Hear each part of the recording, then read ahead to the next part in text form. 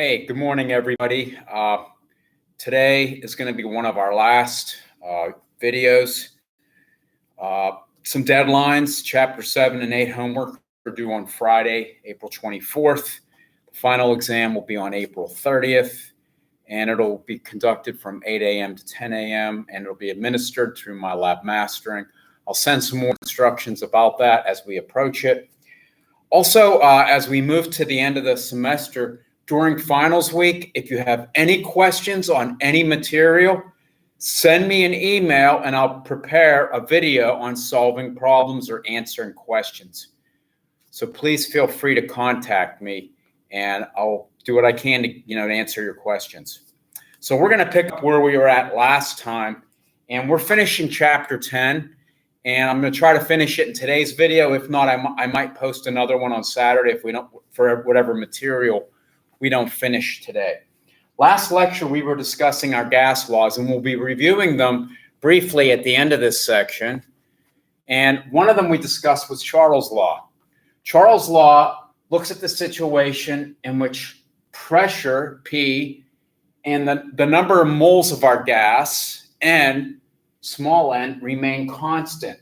Under these conditions, we showed last time that volume and temperature are directly related. Notice this ratio, V1 over T1. Well, if one goes up, the other one goes up to maintain a constant ratio of those two. And we looked at different conditions. V1 over T1 is equal to V2 over T2, and we solved a few problems. Important issue behind gas laws also that I want to emphasize, temperature needs to be on the Kelvin scale. We use Kelvin temperature scale for any gas problem involving changes in temperature. So we also have an extension of Charles' law. What if volume and the number of moles of gas remain constant? Another expression of Charles' law, another way of looking at it, is the relationship between pressure and temperature. Similar to what we showed for volume, pressure is also directly related to our absolute temperature. P1T over T1 is equal to P2 over T2. Pressure is directly related to temperature. So let's think of a real life situation that we might be familiar with. You get in your car, turn it on, and it's a cold morning. It's in the winter. Cold morning, your tire pressure monitor comes on and says, you have a flat tire. You drive around, you're like, I can look out there. It doesn't look flat to me. It looks okay. So you drive around a little bit, day warms up, and without putting any additional gas in there, it goes off. No longer is that alarm showing. And that's because the temperature goes up. So let's think about what happens. Remember the kinetic molecular theory, understanding about the particles themselves and what's happening under these conditions. So remember, when we measure pressure, these cylinders we use a lot, and these devices, these boxes, if we have gas particles in here, and we have a little pressure monitor right there, that'd be very similar to what's in your tire in your car. At low temperatures in the morning, low temp, the gas particles aren't moving as much. We can think of these as like popcorn. You pop popcorn, before you start to heat them up, they don't really move a lot. Well, that's what's happening here. Gas particles aren't moving that much at a low temperature. They're not striking the sides of their container, and they're not striking that sensor. And your tire monitor is measuring the pressure, and it's going to say, hey, we don't have enough pressure in that tire. And it's simply because at low temperature, those gas particles aren't hitting it as much. Later in the day, when we have a higher temperature, warms up a little bit, these gas particles start moving around more. Let's draw bigger arrows to show how they move more. The more they move, the more often they strike that sensor, you get a higher pressure reading, and no longer are you going to get that little alarm. Popcorn analogy. When you add temperature to your popcorn, they start moving. Particles are very similar like that in the gas phase. As we heat them up, they start moving more, and we record a higher pressure. So pressure and temperature also directly related, similar to our volume and temperature that we discussed during our last lecture. We're going to move into another section, another law. And this law that we're going to discuss in this section is known as Avogadro's law.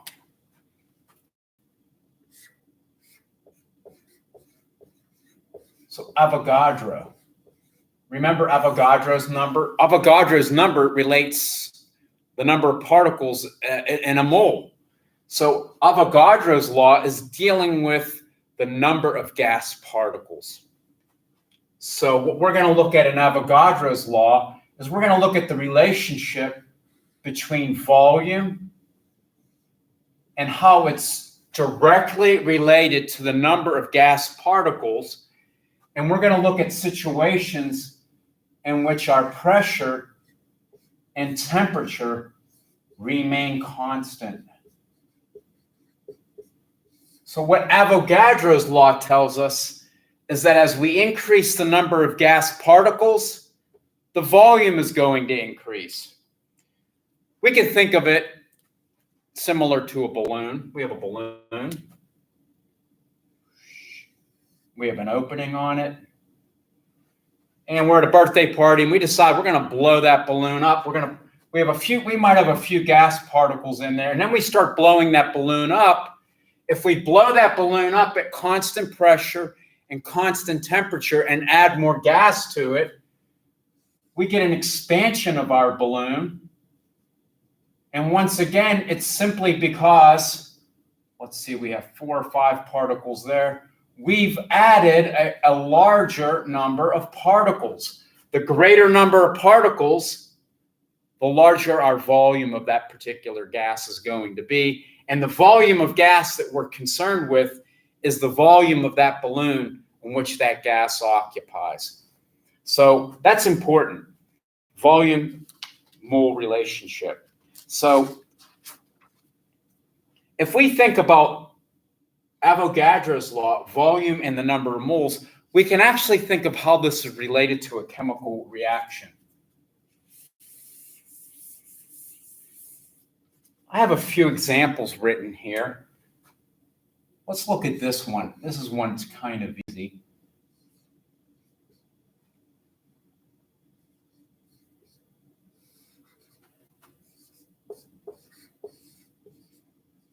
This is a decomposition reaction. We have N2O4, and what we would recognize is this can decompose into 2 mole amounts of NO2. So what this tells us is that if we have 1 mole of this, we could create 2 moles of NO2. Or if we think of the relationship between moles and volume, if we have 1 volume amount of this, and I can use any volume unit I want, milliliters or liters, or any other volume, 1 milliliter of this would decompose into 2 milliliters of that NO2. Volume and number of moles are related, and we can use that when we understand a little bit about chemical processes in terms of gas phase reactions. This is true when pressure and temperature are constant. 1 milliliter of N2O4 would be decomposed into 2 milliliters of NO2 based upon that relationship. We can also use this relationship from Avogadro's law to solve problems, just like we did for Boyle's law and Charles' law. We can look at 2 sets of conditions. V1 over N1 is equal to V2 over N2. In other words, if we know a certain set of conditions of volume and number of moles of gas, and our pressure and temperature remain constant, and we make a change in one of these, we can see how that's reflected in the other parameter. So that's important in using Avogadro's law. Let's do an example, and we're going to use this relationship right here. This is an example that I have written down in today's PowerPoint. So if you're following along, and this is actually right from your textbook. This is intro. You can go through this problem, but I thought maybe we're going to work it right here. So we're going to look at some data that's given from a kinesiology study. So if you're in sports medicine, you might be interested in finding out a little bit about lung capacity. And this would be an example of a type of data that you'd be using in this type of experiment. A participant in a kinesiology study has a lung volume of 6.15 liters. Let's call that V1.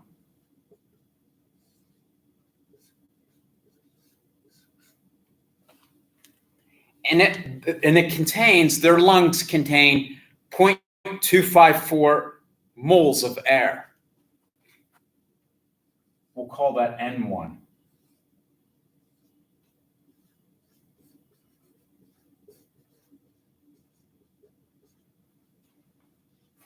And that's during inhalation. So they breathe in and then they expel the air from their lungs. And they exhale. When they exhale, the volume has reduced to 2.55 liters.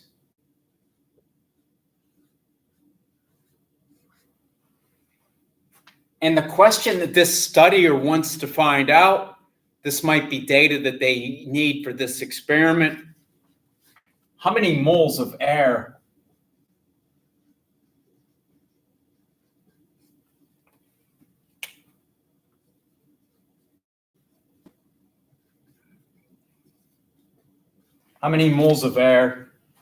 are exhaled?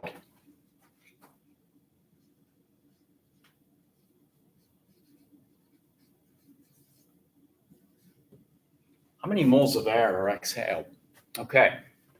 So let's look at the data that we have and why we're using this. And we're considering pressure and temperature remain constant. So this is our expression that we can use to think about how to solve the problem, because we have everything that we need except for N2. So that's something that's important here, N2. What is N2 going to tell us? Think about that. And what are we asking for?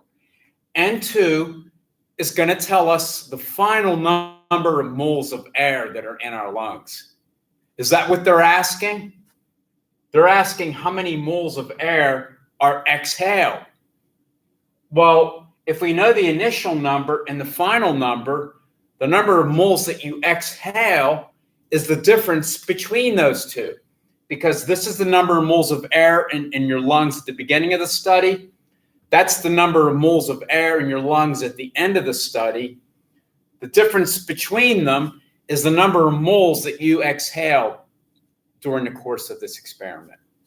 So what we're going to do is we're going to determine what N2 is, and then we're simply going to take N1 and subtract it from N2. Everybody cool? So let's solve this relationship. Notice all we need is N2. We're going to do a little bit of algebra here. We're going to cross multiply. I'm going to multiply this side by N2, and then I'm going to divide that side by V1 and then multiply the other side by N1. I'm simply isolating N2. N2 is V2. Remember, I cross-multiplied. It's now here in the numerator. And now I'm going to divide the other side, which would be dividing V2 by V1. And then I'm going to multiply this value by N1. And that's our new expression. And that's how we can solve for N2. Now all we have to do is plug everything in. V2 is 2.55 liters.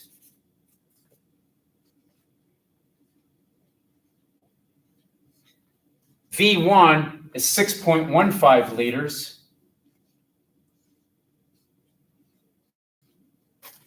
N1 is 0.254 liters.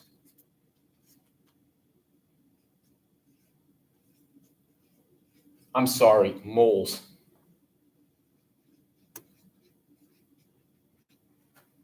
Notice liters cancel out. N2 is the number of moles of air that remain in our lungs, and it's smaller because the volume's decreased and are directly related. That's what we expected. N2 is 0.105 moles of air in our lungs.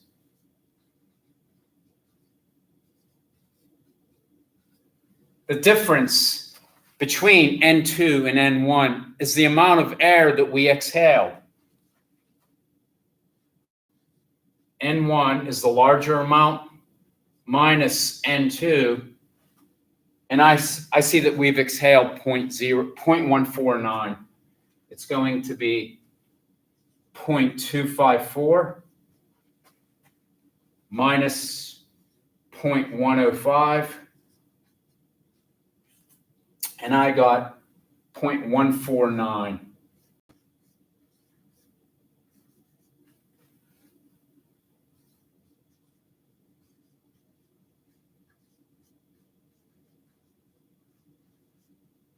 That's the number of moles of air that we've exhaled during this particular experiment. Any questions? Again, this is a problem, makes pretty good for an exam. If you have any questions on it, send me an email. We'll do more problems. Now, what's important about Avogadro's law? It's useful for defining a certain parameter that we're going to be using in problem solving. And that's what we call standard molar volume. Standard molar volume.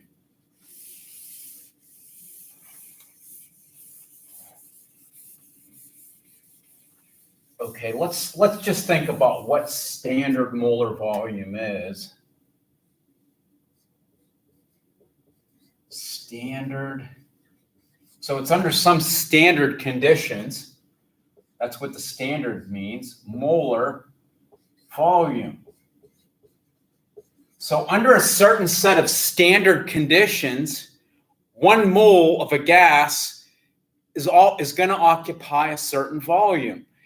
And that mole of gas can be any gas. Regardless of the nature of the gas, 1 mole of any gas will occupy the same volume under a certain set of conditions. This is where the standard comes in. Standard. Now, to understand the standard conditions that we use, we define standard state conditions for gases. So standard state conditions for gases are called STP, standard temperature and pressure. So that's standard temperature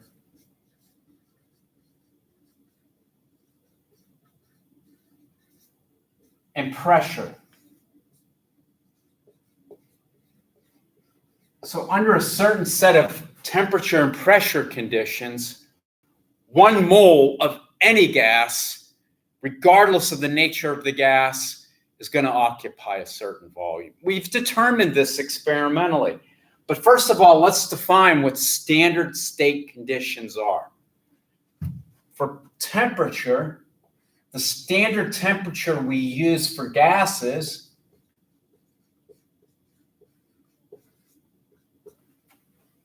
is 0 degrees Celsius. Or, remember, we use Kelvin for gas problems, 273.15 Kelvin. The pressure that we use under these standard conditions, pressure,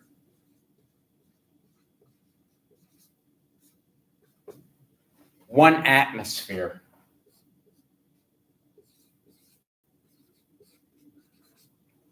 Now, under these sets of conditions, again, it's been experimentally shown, regardless of the nature of the gas,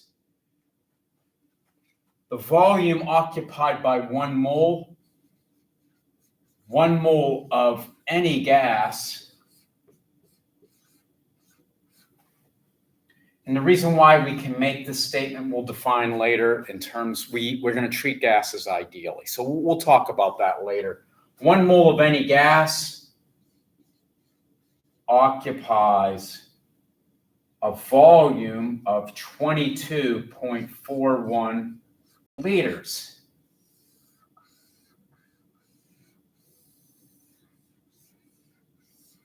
At STP. Important, STP, at STP, only at STP, 1 mole of any gas will occupy a volume of 22.41 liters. Now, 22.41 liters, just as a point of reference, is about as large as a basketball. So we can use that information to solve a variety of problems. And we're gonna do one. And what I want you to recognize is the conditions for this problem. So we're going to do a problem, and we're going to use this information.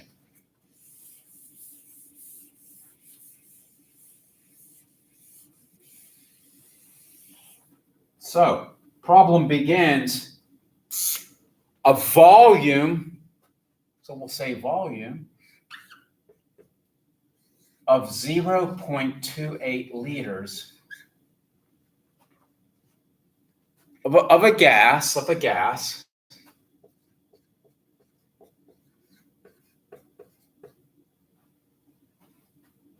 has a mass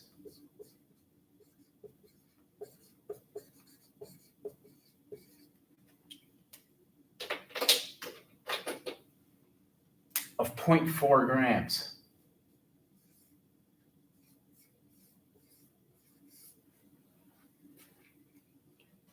And this is at STP, at STP. That's important under standard state temperature and pressure. STP is telling us what our pressure and our temperature is at these conditions. STP tells us that this is conducted at 1 atm and at 273.15 Kelvin. So that's what they're telling us when they say this is conducted at STP. And what we're asking for, what's the molar mass of the gas?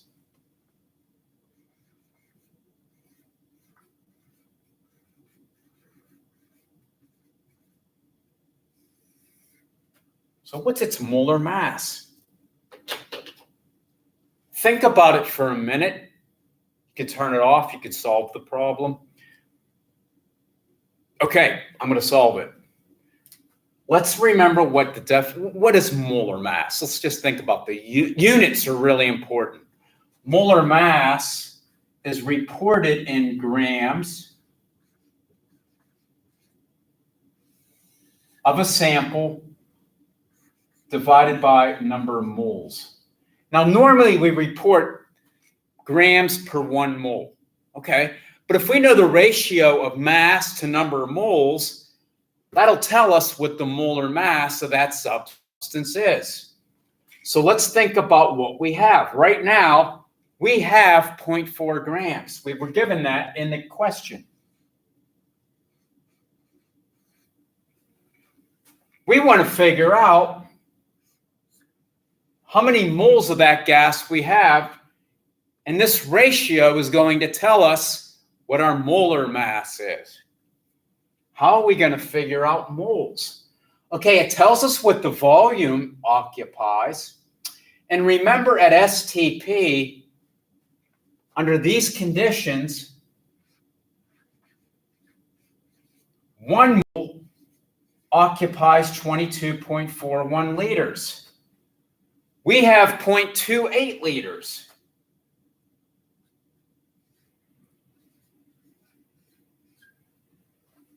How many moles occupy 0.28 liters?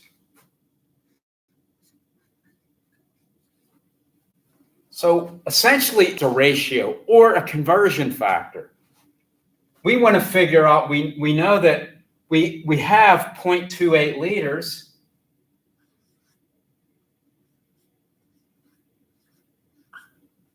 And we have this as a conversion factor between volume in liters and the number of moles of gas.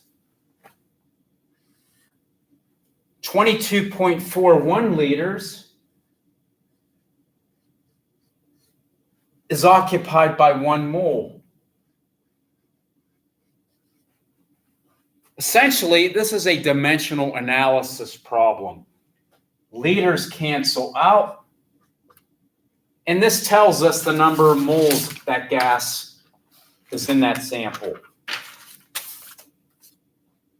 I got 0.01249.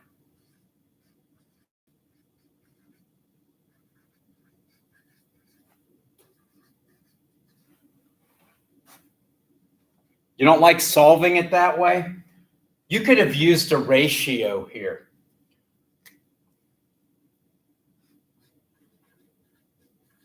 X mole over 0.28 is equal to 1 mole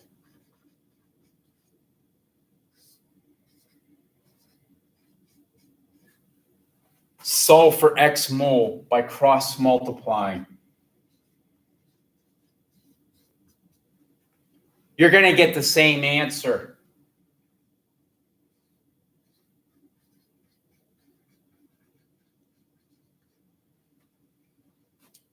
Either way, you can solve for that X. So that's the X we're going to put in this ratio, 0.01249.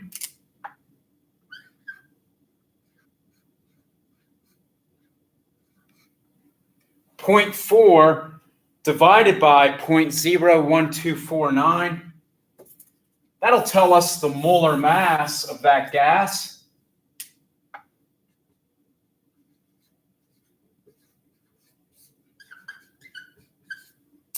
I got 32 grams per mole. So that's one way to solve a problem. And it's simply using the standard state conditions that we have, the volume that's given, and then using as a conversion factor, 1 mole of gas occupies 22.41 liters.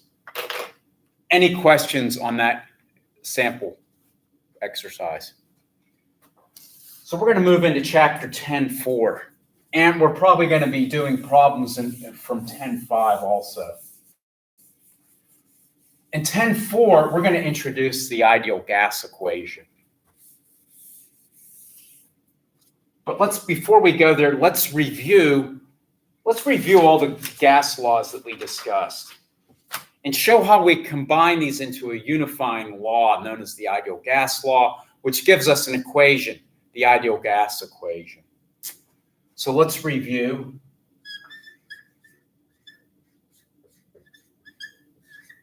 Boyle's law. Boyle's law stated that volume is inversely related to pressure, and the constants for these was temperature and N, the number of moles of gas. Charles' law. That's a good marker. I'll use this one for most of today. Charles' law. Let's think about Charles' law. And again, let's look at the volume relationships. We can put these all together. Volume is directly related to temperature, and this is when pressure and the number of gas particles remain constant. The last law that we discussed today was Avogadro's law. Avogadro's law stated that volume is directly related to the number of particles, and this is when pressure and temperature are held constant. Now, let's think of all these laws and think of how they're related to volume. Notice the relationship to volume. We can combine all these. Volume is proportional to the number of moles, the temperature, and inversely related to the pressure. We don't like proportionalities in science. We like equalities. To make this an equality, we need a constant of proportionality. We're going to call this constant R. Volume is equal to N. There's our R value, T over P.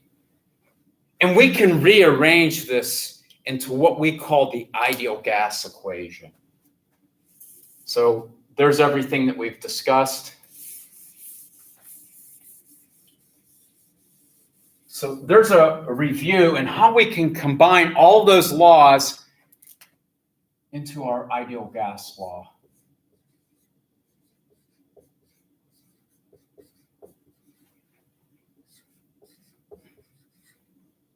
And this is normally how we're going to see it. PV is equal to N R T. P is pressure, V is volume, N is the number of moles of gas, T is the absolute temperature in Kelvin, R we're going to define as the ideal gas constant. So there are some assumptions about an ideal gas.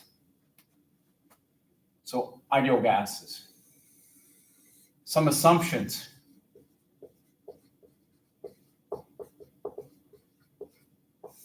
First one I'm going to make is I'm going to actually make the first one, which is listed last in this discussion that I have on today's PowerPoint. Ideal gases obey the ideal gas law. I think that's kind of obvious, but we'll just say that first. They obey this law, or they obey PV is equal to nRT.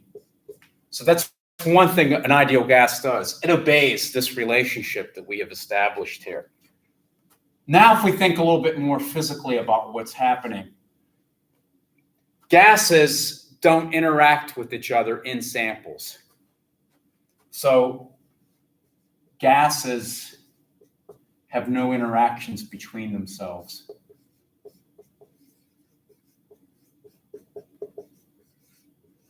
In other words, when gases are in a sample, they behave independently of other gas particles. They don't interact with each other. They don't react. If we have one gas particle and another gas particle and they collide, they bounce off each other. So that's an ideal situation. Because in real life, when gases are in an environment, sometimes they do react. Sometimes when they collide, they don't bounce off each other. So that's an assumption that we make about gases. We treat them like little like cue balls on a pool table. We hit one gas into another and it bounces off another. We call that an elastic collision. In real life, gases don't behave like that. But these assumptions so far, and we're going to list one more. The last one, again, I have these ordered differently. The volume of the gas is simply the volume of the container in which they're confined. The volume of the individual particles are rather negligible. Particles themselves. The particles themselves have negligible volume.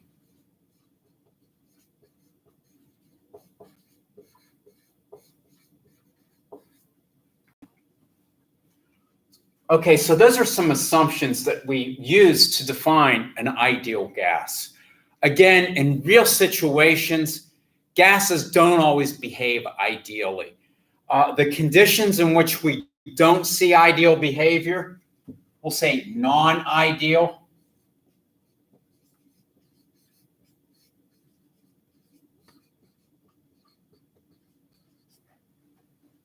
Low temperature is really important.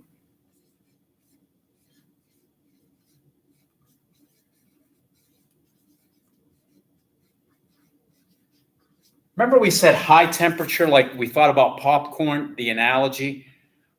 High temperature gases are moving all over their place. They're like those popcorn kernels that are starting to pop. At low temperature, the gases are sort of sitting around. And guess what? They can interact at low temperature. They're not moving that much. Interactions will become effective at low temperature. High pressure. High pressure is also another situation in which we might get non-ideal behavior. High pressure. Once we start to apply a pressure to gases, we're actually pushing them closer together, and now they can start to interact, and that becomes an important issue that we often see in real situations. So these are conditions that will lead to non-ideal gas behavior. Low temperatures, high pressures. Normally, we're going to assume that we're in a scenario in which we have a temperature and pressure in which our gases behave ideally and obey our assumptions that we made. Now, for most applications, that's a really good assumption. Our models that we make up using the ideal gas equation, pretty good models. They give us really good information. We just have to be careful at these extreme low temperatures and high pressures.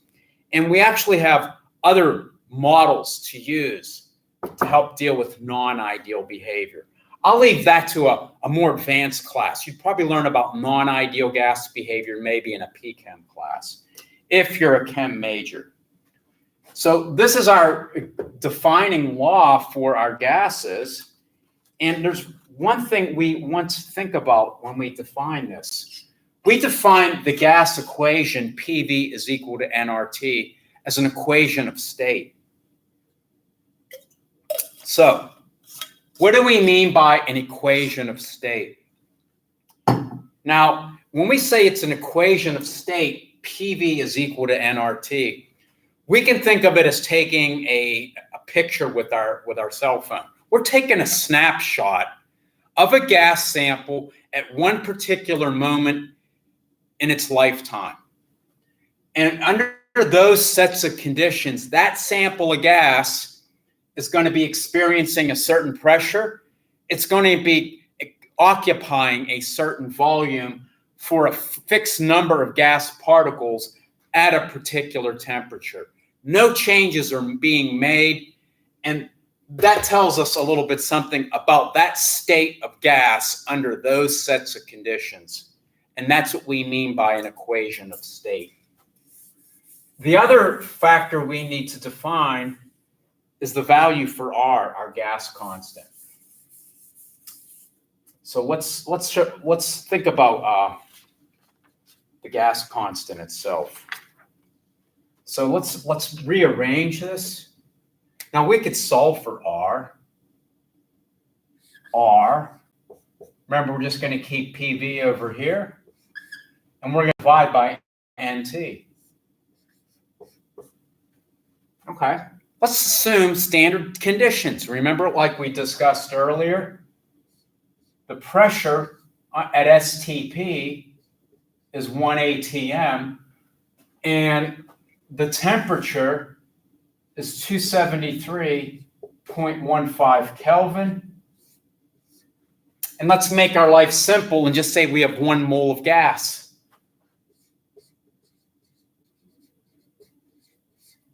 And when we have 1 mole of gas under those conditions, the volume it occupies is known as standard molar volume, 22.41 liters. Now, if we put all those together, that's going to define our value of R.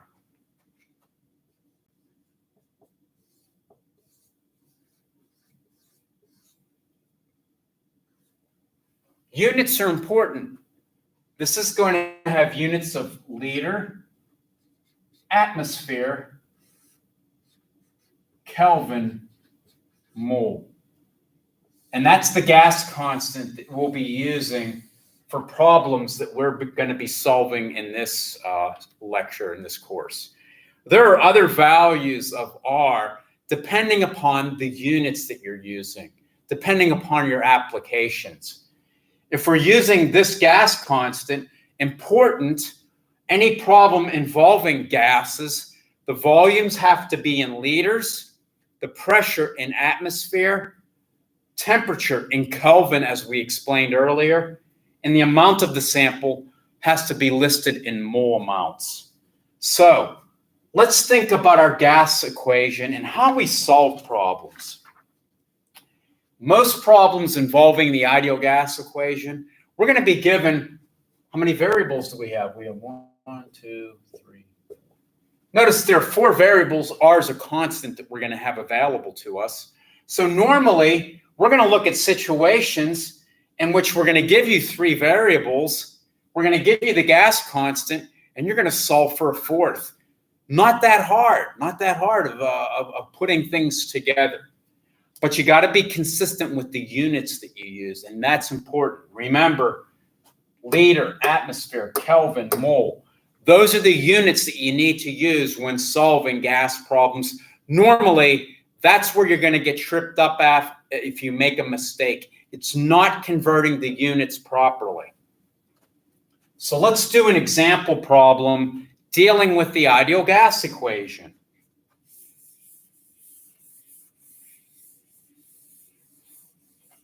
So I've seen people struggle with these. And oftentimes it's looking at the data that's given to you and thinking about a way to solve a problem. So let's look at a particular, I have this example for today. So this is an example. This is real, I like this one. So dry ice.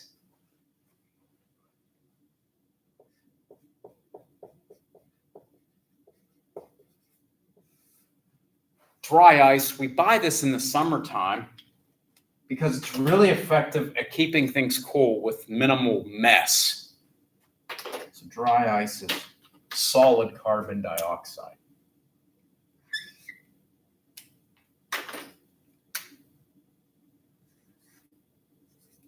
It's solid CO2. So there's solid CO2. And what happens to carbon dioxide, it's solid, it converts directly to carbon dioxide gas. And this is called sublimation. And that's why it's so easy to clean up. It doesn't convert into a liquid like normal ice does. So we take some solid CO2, put it into our cooler. At the end of the day, if we're on a picnic and it's warm out, all you're going to see in there is a bag that had the ice in it originally, and this is all going to escape as a gas. And it's pretty good at keeping things cold with a lot minimization of a minimal amount of liquid cleanup. Normally, it might be just from something that melts in there if it gets warm too quickly. So let's think about the problem that they're asking us. We're taking a sample of the CO2, the solid. Let's just put a chunk in here. Here's our chunk. We'll just say that's our dry ice, carbon dioxide. And we're going to put 0.5 grams into this container. 0.5 grams of our CO2. And we're putting it into a container that has a volume of 4.6 liters. And we're telling you that originally it's evacuated. What that means is originally there's no other gas. There's nothing in there. There's nothing in there. There's no gas, no air, nothing. It's a sealed container. We've got a seal on it. So we're doing an experiment. This would be in a laboratory. Probably not going to be able to evacuate your cooler. And it's at a temperature of 30 degrees Celsius.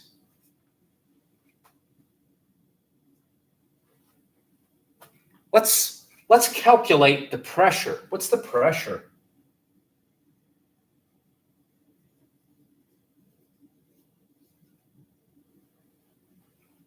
And what we're assuming is that all the carbon dioxide that we put in there sublimed into CO2 gas. So that means the solid chunk we put in here at the beginning is going to turn into gas particles. And I'll just draw a bunch of gas particles. And we'll put a little monitor on here to measure our pressure. Okay. So we want to figure out pressure. Let's think about what's given to us. We're given the volume, we're given the temperature, we want the pressure, and we're given the mass. Well, from the mass of carbon dioxide, that's the only thing that's in there, we can convert that to moles. And we would divide by the molar mass of carbon dioxide. The molar mass of CO2 is 44.01 grams per mole. That's 1 carbon and 2 oxygen. You should be able to calculate that. So we can convert that to moles.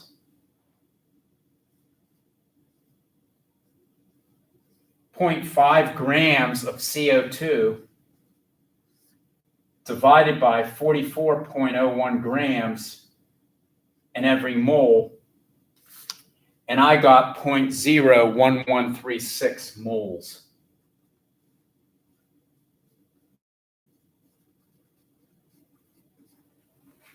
Okay. Now we have to also convert our temperature into Kelvin, because remember, gas problems, we need to convert to Kelvin.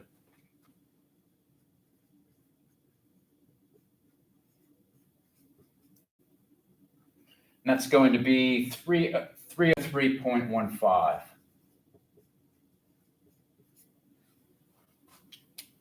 Let's erase our little picture that I have here.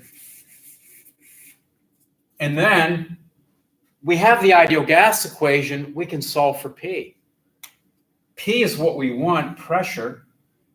Pressure is equal to N R T divided by volume. And now we have everything in the units that we want when we're using our constant, our gas constant, that we would look up in a textbook or on the internet if you're out using a phone. The number of moles that we've calculated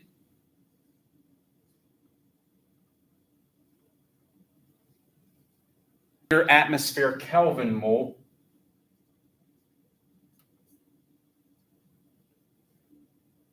And the temperature is 303.15.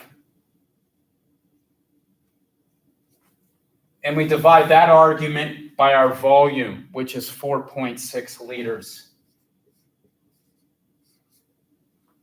Pressure that I've calculated,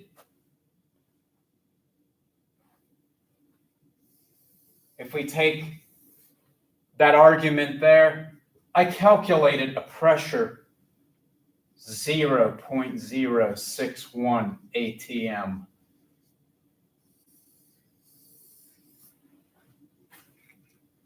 So that's using the information that we're dealing with to solve a problem involving the ideal gas equation.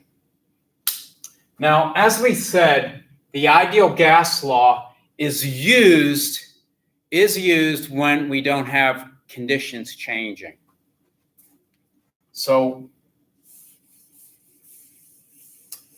we actually can think about changes in the state of a gas and how we can use what we call the combined gas law. So we're going to introduce the combined gas law for changes.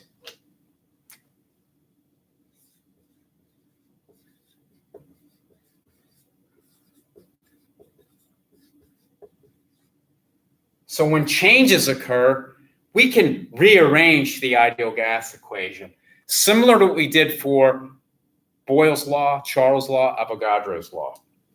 So let's look at the gas law. And let's show that pressure times volume divided by NT is equal to R. Remember, we did that a few minutes ago. We showed that. Under one set of conditions, and we did standard state, pressure volume over NT is equal to R. Okay, let's just say these are our first set of conditions.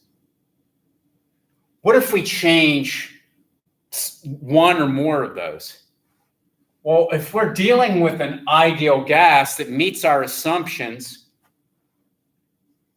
a second set of conditions, P2, V2, over N2 T2 will still equal this value of R. For instance, if we have pressure under this situation, these are all standard state, and we change one of these, another one is going to change equivalently, or more than one. Things will change, but the combination of them will still equal our gas constant. This is a nice way to look at two sets of conditions, just like we did earlier.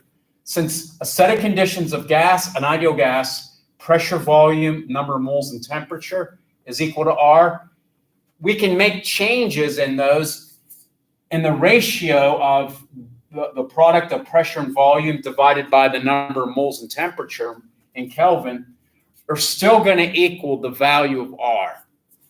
In other words, this is a way of relating changes in our conditions using what we call the combined gas law when changes occur.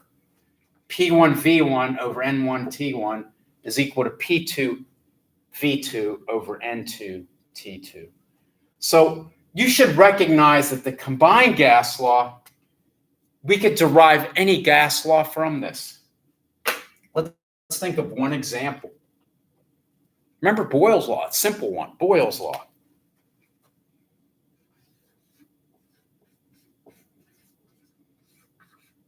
If you remember from Boyle's law, number of particles are constant. In other words, N1 is going to be the same as N2. There's no change in the number of particles. Temperature remains constant. T1 is going to be constant. It'll be the same at a second time. And so if we have those being the same, we get Boyle's law from the combined gas law. You could derive any of the laws from the combined gas law. Very powerful tool for solving problems. Let's do an example of using the combined gas law. Let's write it up here. Let's just keep this up here. P1 V1 over N1 T1 is equal to P2 V2 over N2 T2. So let's look at our example here. A gas initially at 4.0 liters. So liters is a unit involving for volume. 1.2 atm. Well, that's a pressure unit, initial pressure. So what this problem is showing you, sometimes problems, I'm going to be using test bank questions. Sometimes they're not going to specifically say, here's pressure, here's volume, here's temperature. They're going to give you data, and the units themselves will imply what parameter that is. 339 Kelvin, that's our temperature.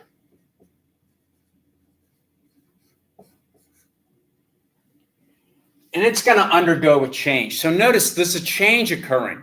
There's a change occurring. The final volume, we'll call that V2.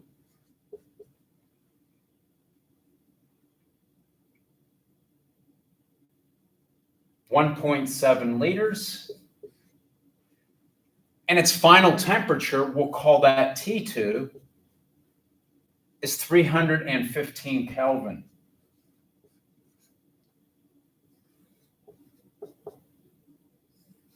What's its final pressure? And I tell you at the bottom of it, assume the amount of gas is fixed. What does that mean? Well, when the amount of gas is fixed, that means N1 is equal to N2.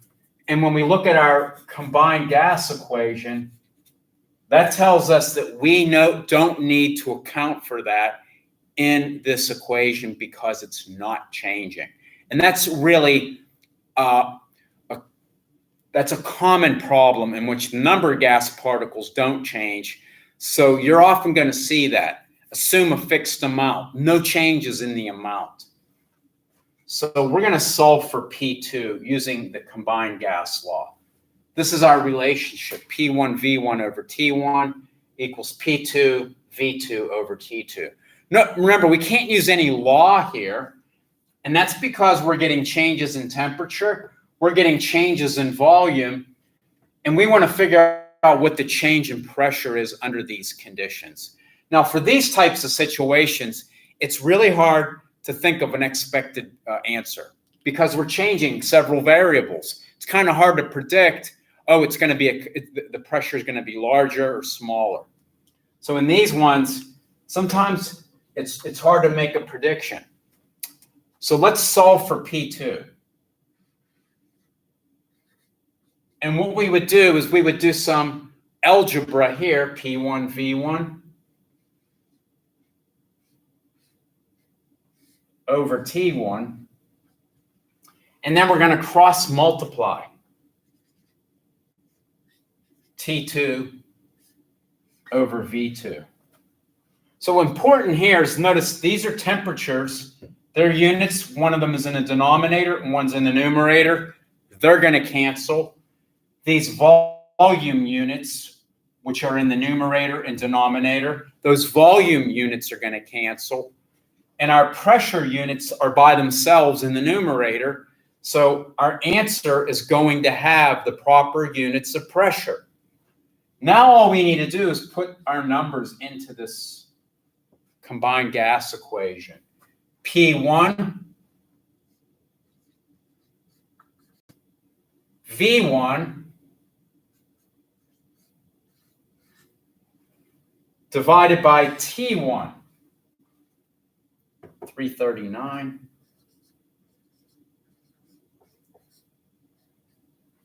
T2 is 315.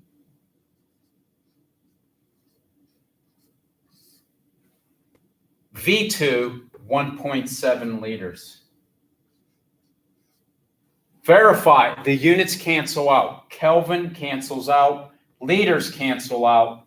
The units that we get in our answer are going to be in ATM.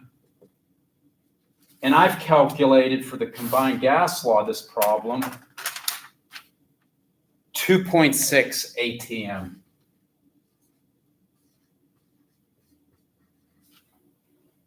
So again, it's hard to predict what you expect using the combined gas law because a variety of parameters might be changing, several. Usually it's going to, all three of them are going to change. And it's kind of hard to make a prediction as to which one is going to influence your final results the most. Now, the ideal gas law is important for deriving relationships between density and molarity also.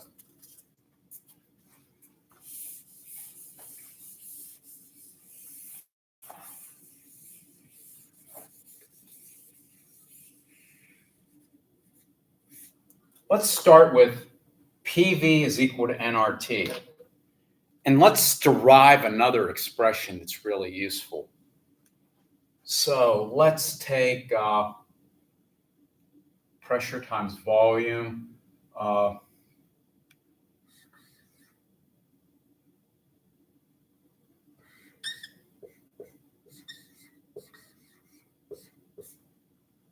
And let's divide volume on one side. Let's change this around a little bit. P over N is equal to RT over V. Good. I did just a little bit of an arrangement. Good so far. Let's multiply each side by mass.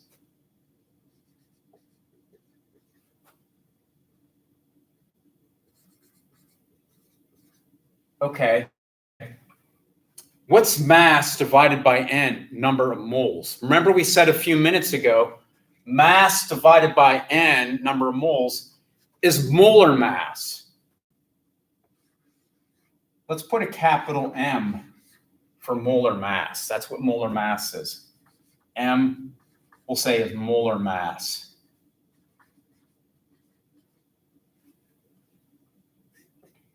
Mass divided by volume. Again, I'm separating variables and looking at them. Mass over volume is density.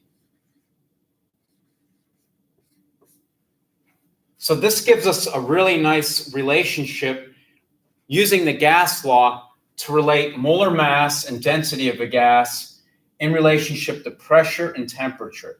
PM, pressure times molar mass of a gas, is equal to the density of the gas times the gas constant and temperature. Really useful expression. And the units for density that we're going to be using in these problems is grams per liter. Now, the relationship between density and molar mass is important for applications that we might be using in our real world life and work. Now, let's think about carbon dioxide and why it's used for an extinguisher of fires. So now the problem with a fire is that when a fire is exposed to oxygen, it'll become bigger flame and it might actually become a worse situation than we already have. So a fire extinguisher is composed of carbon dioxide. So let's think about oxygen and CO2. Now, the molar mass of oxygen is 32 grams, and that's what M is. The molar mass of carbon dioxide is going, remember we did that one a few minutes ago, 44.01 grams. Now, without doing any math, which one's going to be more dense? Now, since carbon dioxide has a higher molar mass and density is directly related to molar mass, the density of carbon dioxide is larger than the density of oxygen. So we use carbon dioxide in our fire extinguishers because it will sit lower. It has a higher density. It sinks lower. It blankets the flame and it reduces the spread of the fire. So density, as we've seen, is directly related to molar mass. Oxygen would have a lower density because it has a lower molar mass than carbon dioxide. Really important when we think of applications that we use. Now, experimentally, it's kind of easy to measure the density of a gas. We weigh a fixed volume, and we could use that information to find out something about a gas. Let's do an example problem.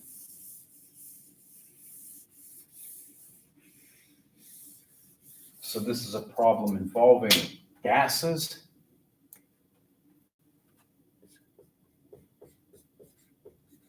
Example problem.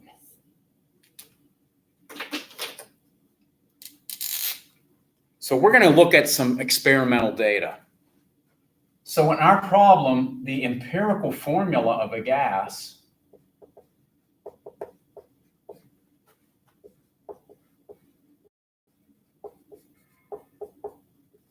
is SF4, sulfur tetrafluoride. And we're going to look at some data from it at 20 degrees Celsius.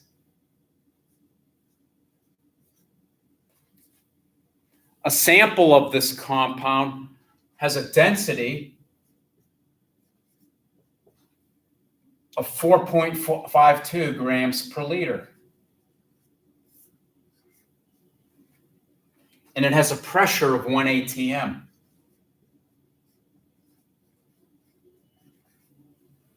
Question is, what's the compound's molecular formula?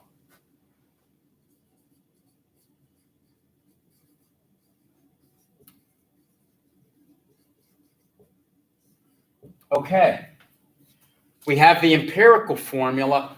We want the molecular formula. We have this data. How are we going to solve it? Take a minute.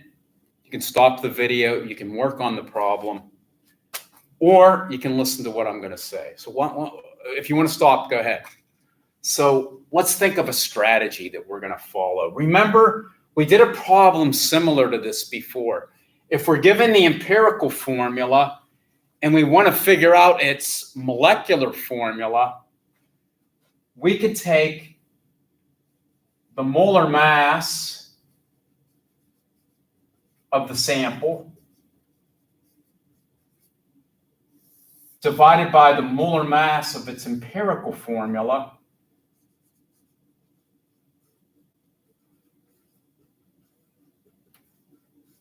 and we can figure out this ratio. This ratio will tell us by what factor N our molecular formula has been reduced to give us our empirical formula. So we have the empirical formulas, molar mass, it involves sulfur and fluorine.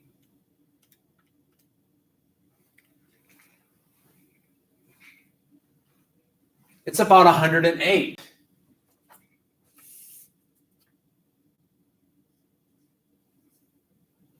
Okay?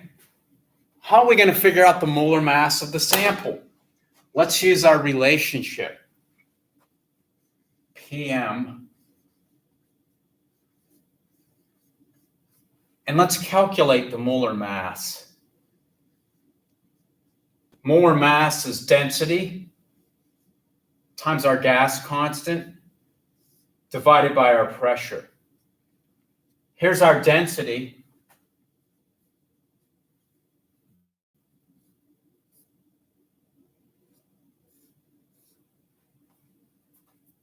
Here's our gas constant.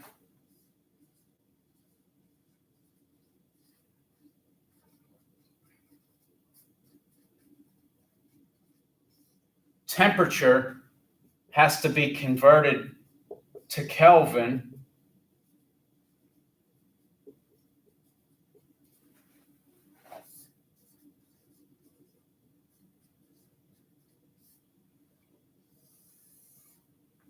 Pressure is 1 atm.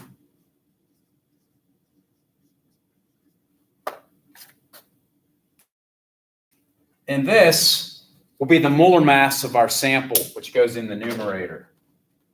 Handy calculator. I didn't do this problem yet, so you guys are working with it with me.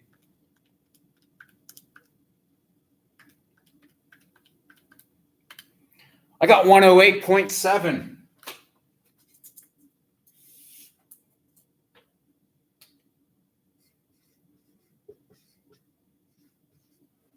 That's pretty close to 1. This tells us that our empirical formula is the same as our molecular formula. This is the same for water. Water's empirical formula and its molecular formula are the same. Some compounds will have molecular formulas and empirical formulas that are identical. It's because we can't reduce them to any greater extent in terms of the mole ratios. So that's it for today's lecture. If you have questions, send them to me. So for the final exam, you are responsible for 10 up through 10.5 for exam material. I have a few more slides on here that I didn't get a chance to go over. What I'll do is I will try to put out some more information for those if you have questions, but I won't put those on the final. Okay, so you're responsible up through 10.5. You're not responsible for Dalton's law of partial pressures. Okay, good luck, and I will see you all. Send me an email if you have questions. Thank you.